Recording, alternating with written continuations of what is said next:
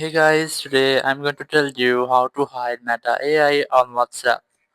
If you're using WhatsApp and you want to hide this Meta AI on your phone, WhatsApp, let's see how can you do that. You can see this is Meta AI platform from artificial intelligence. You can do anything on this, which you can create an image using that, translate anything. But let's see how can we hide this today. So open your settings and three dots in the top right corner, go for settings, and here we go for chat. And here in 2025 there was an option of under the font size to hide Meta AI, but you can see there is no any option such like that.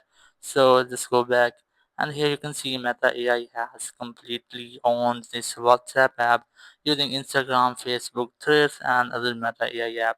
So it means Meta AI is built in of WhatsApp, so there is no any official way to remove this.